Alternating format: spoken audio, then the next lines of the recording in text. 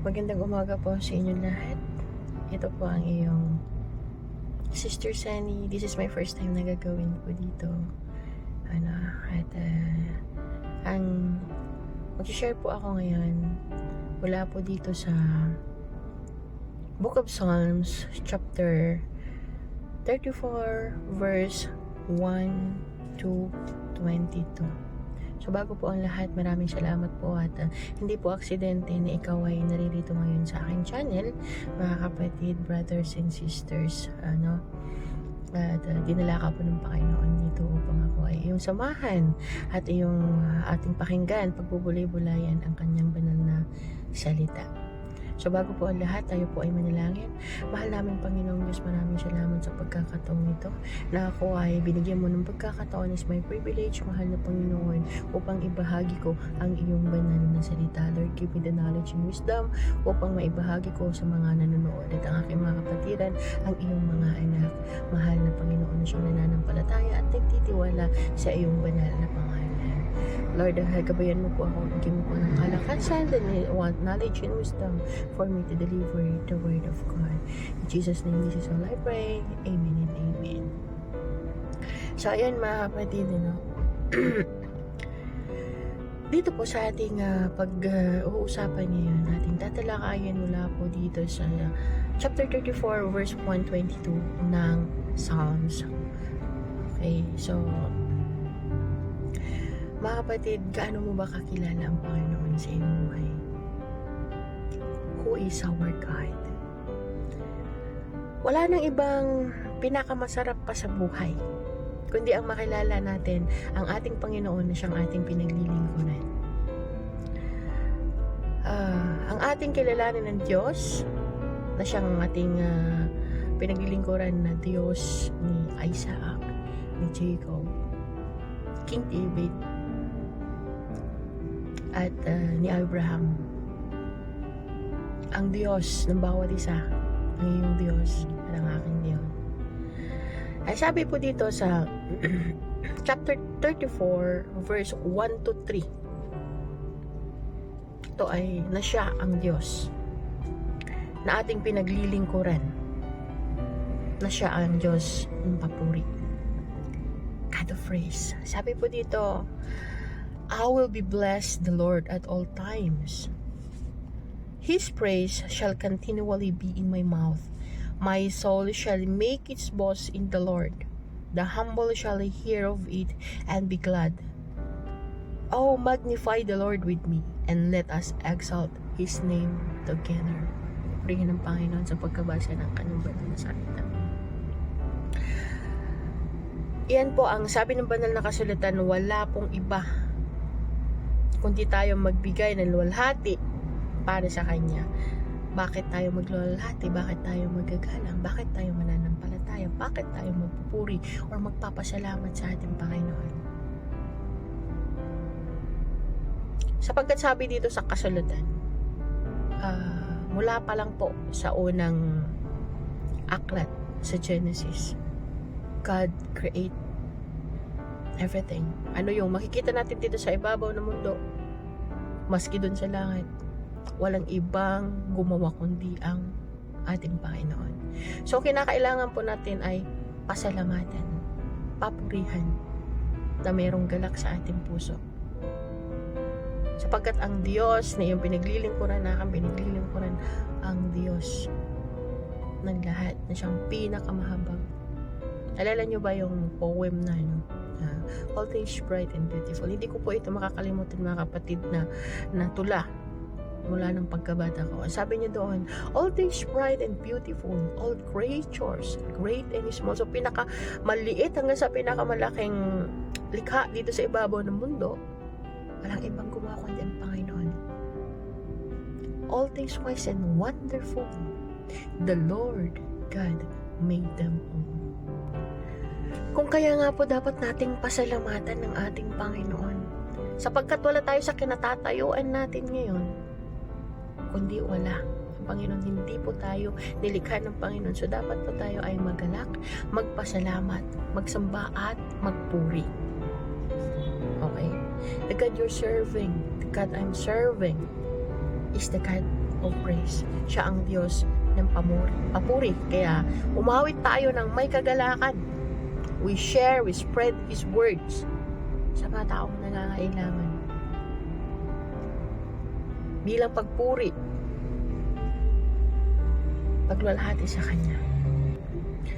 Ang sabi po dito sa verse 4, 5, 6, sila na lumalapit sa Kanya. Sabi po dito, I sought the Lord and He heard me and delivered me from all my fears. They looked to Him and were radiant, and their faces were not ashamed. This poor man cried out, and the Lord heard him and saved him out of all his troubles. Ang sabi dito, ang lahat ng lumalapit, their faces are radiant. Don't be ashamed. Hindi po dapat tayo mahiya sapagkat ang Diyos, ang ating katwiran at siyang lahat sa ating buhay. Ang Diyos na pinaglilingkuran ay siyang Diyos na panalangin. Manalangin tayo sa Kanya, lumapit tayo sa Kanya. Nais niya tayong lumapit kung ano man ang meron tayo. Hindi lang tayo lalapit kung meron tayong kailangan. Lumapit tayo sa Kanya na may pagpapakumbaba kung meron tayong makababagabagan, meron tayong problema, pinanghihinaan. Diba? Na may pagpapakumbaba with all the humility. Lalapit po tayo sa Kanya sa pamamagitan ng pagtawag natin sa Kanya with all our prayers. Hindi lang sa pagpapasalamat natin. Meron tayong mga pinagdadaanan. Diba, bilang ikaw, as a father, bilang ama, as a parent, masaya ka, diba, pag yung anak mo ay lumalapit sa iyo na na-appreciate niya, nagpapasalamat sa iyo sa binibigay mong reward, anything, or lalapit yung anak mo sa iyo kung meron siyang problema. Diba, at least lumapit yung anak mo na may problema, mabibigyan mo siya ng magandang payo. So you care, nararamdaman niya yung care mo. So ganun din yung Panginoon na pag nararamdaman niya na meron tayong pinagdadaanan, meron tayong pangangailangan, because God knows best for us. Mga kapatid, so kinakailangan nating pasalamatan na may kagalakan kahit mayroon tayong kababagabagan. Hindi niya tayo bibiguin ang Panginoon. Diba? Mga kapatid. So, nais niya tayo na Kanyang mga nilikha ay laging lalapit sa Kanya sapagkat sa ating paglapit ay nagpapakilala na sa ating paglapit ay kailangan natin siya. Napapahiwatig, mga kapatid, na ang Panginoon ay hindi natin nakakalimutan at nagagalak siya doon. Hindi lang sa ating pagpapasalamat ang paglapit natin sa Kanya. Nagagalak siya sapagkat hindi natin nakakalimutan, maski meron tayong problema, marami tayong pinagdadaanan sa buhay, mga kapatid, nagagalak pa rin ang Panginoon sapagkat alam niyang hindi tayo malalayo sa Kanya. Yun yung dahilan kung bakit tayong mga pagsubok, mayroon tayong mga pinagdadaanan sa buhay. Kasi kung lahat na ay meron sa atin, makakalimutan na natin ang Panginoon sapagkat hindi na natin siya kailangan if we have everything. Pero kung mayroon tayong mga pagsubok, at least naaalala natin ang Panginoon sa ating buhay. Okay? So lalapit po tayo sapagkat He is the God of praise. At papakinggan niya ang bawat hinaing ng bawat isa sa atin. Dito sa verse 7 and 8, mga kapatid, brothers and sisters, ang ibig sabihin dito ay ang Diyos na ating pinaglilingkuran ay ang siyang Diyos ng protection. Ay sabi po dito, the angel of the Lord encamps all around those who fear Him and delivers them. Wow. Oh, taste and see that the Lord is good. Blessed is the man who trusts in Him. Ano? So, kinakailangan nating magtiwala sa Panginoon. at mararamdaman natin na andun ang kanyang protection, ang Panginoon, doon natin masusumpungan ang protection. Hindi dahil sa wala tayong problema or hamon ng buhay. Ang protection na maaari nating tanggapin ay nagmumula lamang sa Diyos. Sapagkat kaya niya tayo pinoproteksyonan, ay kaya niya tayong iligtas sa dami ng mga anghel na siyang nagbabantay sa atin. Di ba naririnig niyo ba yung kasabihan, Anghel de la Guardia? So yun po ay pinapadala ng Panginoon na sila yung mga magpro-protekta sa atin. It says, mapalad ang tao na siyang nanganganlong sa Kanya. Why? Because He is our refuge. He is our fortress, a rock, and many more fellows. Kapatid. Ang tinutukoy dito, di lamang sa seguridad ng physical, ng ating buhay, kundi isi-secure din niya ang ating buhay spiritual. Di po ba? Kasi yung buhay natin dito sa mundo, kaya niyang proteksyonan yon. At kung tayo ay mawawalay na sa mundo, nawa naman pag dumating na yung point na tayo ay magugunaw na maibabalik na natin yung buhay sa Kanya, our spiritual life ay pinoprotektahan din niya. Diba? Kaya ngayon tayo nandito upang pag-aralan ng Kanyang banal na salita, upang ating sundin sa Kanyang banal na salita, mga kapatid. Tayo ay dito na ipapakita o nararamdaman natin yung protection ng Panginoon, sapagkat dito natin nakikita yung gabay. Nararamdaman natin yung gabay ng Panginoon sa ating buhay. Di ba, kung meron tayong pagdurusa, saan tayo tumatawag? Di ba, sa Panginoon? So God is protecting us. Hindi lang sa physical, May mga bagay na hindi ako prinoteksyonan ng Panginoon kasi hinayaan niya na mangyari ito sa aking buhay. Well, anyway, yung buhay kasi natin dito sa mundo ay temporal. Hindi po tayo mananatili dun. So, why we need to learn the Word of God to have our protection in our spiritual life? So, magkakaroon tayo ng habang buhay sa kabila or to the next life, yung tayo ay bawiin na yung ng Panginoon ng ating buhay, ay secured na yung ating espiritu. Kapagkat meron tayong pananampalataya. Mga kapatid, merong mga pangako ang Panginoon sa atin na pag tayo po ay nagtiwala at manampalataya sa Kanya, sa habang buhay tayo po ay protected.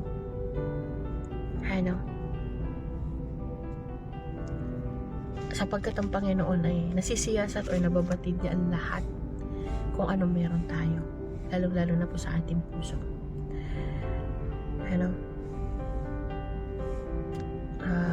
Ano pa?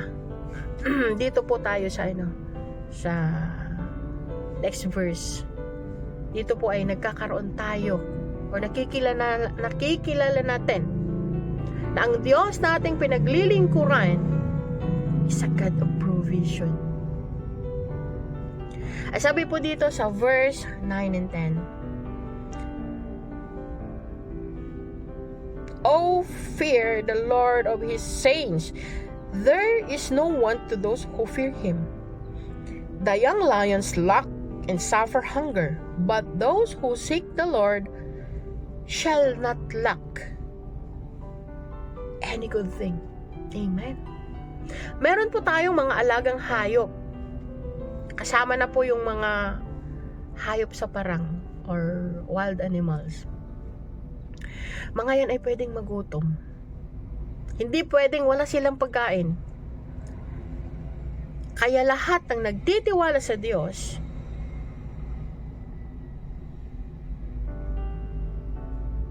lahat ng nanganganlong sa Diyos ay hindi nagkukulang. Dahil siya ang nagbibigay ng provision. Diba katulad ng buhay ni sino ba yon? Yung ni-rescue ng bird, 'di ba? So, ang Diyos ay nagbibigay sa atin ng provision.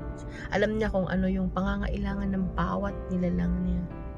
Si Elijah ba yun? Naalala ko na. Si Elijah, diba? Noong inutusan siya ng Panginoon.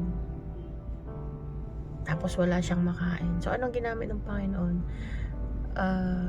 Yung itim na ibon. Anong tawag doon? Diba? So, alam niyang pangangailangan. So, nagtiwala si Elijah na pumunta doon. At hindi siya nagutom, hindi siya pinabayaan ng Panginoon. So tayo din mga kapatid, meron tayong pagtitiwala, may provision ng Panginoon sa ating buhay.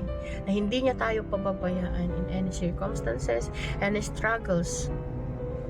Sapagkat meron tayong pananampalataya at nakikilala natin ang Panginoon sa aking buhay.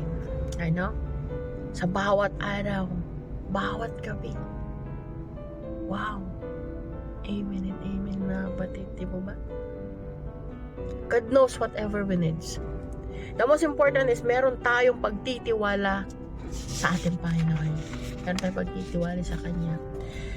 So mula po dito sa next verse, mula po dito sa verse 11 to 16. Sabi niya dito, "Come, you children, listen to me. I will teach you the fear of the Lord. Who is the man who desires life and loves many days that he may see good? Keep your tongue from evil and your lips from speaking deceit. Depart from evil and do good. Seek peace and pursue it. The eyes of the Lord are on the righteous, and his ears are open to their cry. The face of the Lord is against those who do evil, to cut off the remembrance of them from the earth." Amen. Purihin ang Panginoon. Sabi dito, lumapit kayo dito at turuan ko kayo sa pagkatakot sa Panginoon. Kayo na ang nag-iibig ng buhay. Kayo na nagmamahal na mabuting buhay. Sabi rito, lumayo kayo sa kasamaan. Ilayo ninyo ang iyong labi sa pagsasalita ng kasinungalingan. Hindi po dapat tayo hindi po natin kagigiliwan kahit hindi kasi enough for us to justify ourselves na nadulas lang ako nagsalita ng ganun, 'di ba? Should ever pursue good. Pursue peace. Ang Diyos na siyang pinaglilingkuran natin ay ang Diyos ng kapayapaan. He is the God of peace. Ayaw niya tayo ay nagkaaway-away. So sa pamamagitan ng katuruan ng kanyang banal na salita, magkakaroon po tayo ng kapayapaan. Hindi lang sa kapwa natin tao, kasi nakakaiwas po tayo sa mga bagay na hindi ka nais-nais. Through His words, meron tayong mga gabay, mga kapatid. Ang isip natin, ang puso natin ay magkakaroon ng kapayapaan sapagkat ang Diyos ay nasa ating buhay, na siyang ating pinaglilingkuran at nananampalataya, nagtitiwala po tayo sa Kanya. Magkakaroon po tayo ng kapayapaan. Kung kaya nga tayong Kanyang mga anak ay lalayo tayo sa anumang uri ng kaguluhan. Huwag natin hayaan ang ating sarili na tayo ang pasimula. Di po ba? Tayong mga nanay, maging model tayo sa ating mga anak. Paano ka susundan or matututo yung anak mo kung ang yung anak mo pinagsasalitaan mo ng masama? Siyempre, natututunan niya yun. So, hindi po natin hayaan yung sarili natin na tayo ang magiging ugat or panimula sa mga bagay-bagay. Huwag po tayong makikisangkot sa mga bagay na di kaaya-aya sa ating ama. Huwag nating hayaan na tayo ang panimula ng paghihiwa-hiwalay ng pamilya. Hallelujah, Lord, patawarin mo po ako. Okay. Pagkakawasak-wasak ng grupo. Ang pagkakaibigan. Huwag po tayong magsilbing panimula ng chismis. Hallelujah. Huwag tayo ng panimulan ng salitang nakakasakit sa kapwa natin. manapay. Bagkus tayo po ang dapat pagmula ng bagay na sagana sa kalakasan ng salitang inspirasyon, encouragement, motivation, salitang nagdadala sa atin sa langit, sa lupang ipinangako ng ating Panginoon na siyang magiging tahanan natin forever. Sapagkat ang Diyos na ating pinaglilingkuran ang siyang nagtuturo sa atin ng kapayapaan, because He is the God of peace. Amen. So dito po sa verse 18 and 19, ano pong meron dito? Dito po nararamdaman natin ang presensya ng Panginoon. The presence of God, because He is the God of presence. Dito po mararanasan natin yung mga personal experiences. Okay? Yung karanasan natin na tayo ay nasasaktan, nabibigo. So sabi po dito sa verse 18 and 19, the Lord is near to those who have broken heart, and save such as have a contrite spirit.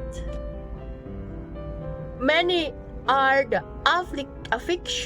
hallelujah. Many are the afflictions of the righteous, but the Lord delivers him out of them all. Amen.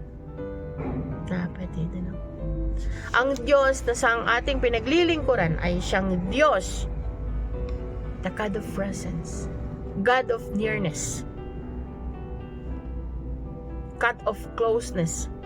At ang kanyang pagiging malapit sa atin ay hindi lamang sa panahon na tayo ay masagana. Sa panahon na tayo ay meron. Because it says here, even in our deepest moments of life. Ano po yung mga pagkakataon na marami tayong pasanin, bagabag, pinagdadaanan, problema, na kung saan tayong lahat ay nasasaktan emotionally, psychologically, socially. Di ba sa social media, pag nakabasa ka ng post at mayroong kang hindi ka unawaan, kaibigan mo, even your family, mga kapatid, papahiya ka, pinapahiya ka nila. Sapagkat andun yung panghuhusga ng tao, sapagkat ang pagkakaalam nila sa iyong buhay ay ikaw na ay masama. At wala ka ng pagkakataon na babago yung buhay mo. Na ang hindi nila alam na sumpungan mo ang presensya ng Panginoon at that moment na ikaw ay mayroong kababagabagan, mayroong pinagdadaanan, kumapit ka sa Panginoon. So they gonna hurt you socially. Ipopost ka nila sa social media, ikukwento ka nila, ichichismis ka nila. So here, in the period of circumstances and struggles in our life, we feel the presence of God kung lalapit po tayo sa Kanya. Kung meron tayong problema, and even in our spiritual life, mga kapatid, kung nararamdaman natin na tayo po ay napapalayo sa Panginoon, feel the presence of God. Kumapit po tayo sa Kanya. Nalalayo na tayo sa landas. Andun yung tukso dito, tukso doon. So you're engaging to get the sin. That it really affects in our spiritual life. Read the Bible. Listen to His Word.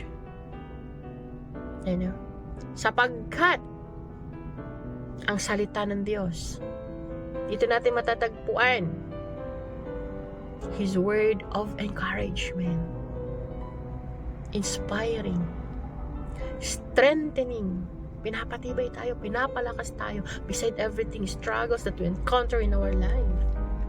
Magbasa ka ng Bible, magtanong ka sa Bible, andito ang kasagutan. Pag ikaw ay nabibigo, nasasaktan, God answers us. And here, you feel the presence of God. Mga kapatid, Kung darating ang salitang, ang ganitong ang mga bagay na to, darating sa buhay natin, ang ganitong uri, we are so affectionate in the time of suffering, ano mang kahirapan sa buhay. God says, ililigtas tayo ng Panginoong Diyos. Is what we gonna do is, let us always remember that the God we're serving, we're worshiping, ay siyang Diyos ng buhay at nagbibigay gabay sa ating buhay in our everyday life. So lagi po nating tatandaan ang paalala dito po sa ni King David, mga kapatid, ating devotion, the praise, kung ano ang pinababatid ng Panginoon sa ating buhay. So dito po sa verse 19 to 22. Sorry. Dito po sa 20 to 22, mga kapatid. He guards all his bones, not one of them is broken. Evil shall slay the wicked, and those who hate the righteous shall be condemned. Ito yung pinakamakanda, yung last verse. The Lord redeems the soul of His servants, and none of those who trust in Him shall be condemned. Amen. Purihin ng Panginoon. Beside everything na meron tayo sa ating buhay, makasalanan tayo, sagana tayo sa buhay, marami tayong pinagdadaanan, marami tayong pagpapala, whatever it takes in our life, mga kapatid, we must need to know na tayo po ay merong Panginoon. We have the God of praise, God of protection, God of provision, God of peace, and God of presence. Mga kapatid, siyang makatotohanan, siyang dapat na sambahin, papurihan, tayong manangan sa Kanya at magtiwala at magpatuloy sa ating pananampalataya. In this matter, mga kapatid, we know who is God in our life. So yun lamang po, mga kapatid, at maraming salamat. Sa ating pagtatapos, tayo po ay manalangin. Lord, maraming salamat po sa iyong inilagak na katotohanan bilang isang mananampalataya mo, bilang anak mo, mahal na Panginoon, na binigay mo sa amin ng kaunawaan, ang katuruan na siyang nagbibigay sa amin ng kalakasan ng aming buhay, sa aming pananampalataya sa iyo, na ikaw ang siyang Diyos na dapat namin sambahin, dapat na aming pasalamatan, mahal na Panginoon. Ikaw yung nagbibigay sa amin ng provision sa aming buhay, na ikaw ang nagbibigay sa amin ng kapayapaan, na ang iyong presensya, mahal na Panginoon, ay hindi mo po kami iiwan magmula noon, ngayon, at magpakailanman. Maraming salamat, Panginoon, sa lahat po ng nakibahagi sa talakayang ito. Lord, ibigay mo po sa amin ng bawat isa ng siksik-liglig, apaw-apaw na pagpapala na nagmumula po sa iyong kalooban. In Jesus' name, amen and amen. Maraming salamat, mga kapatid, at don't forget to follow, like, subscribe, at para po kayo ay updated sa susunod pang ating tatalakayin. Ito po ang iyong kapatid, nagbibigay sa iyo at humihingi ng pasasalamat. At tayo po ay palaging magpuri sa Panginoon, at tayo ay bibigyan ng buhay na mapayapa at buhay na walang hanggan. Maraming salamat po. Hanggang sa muli. God bless us all.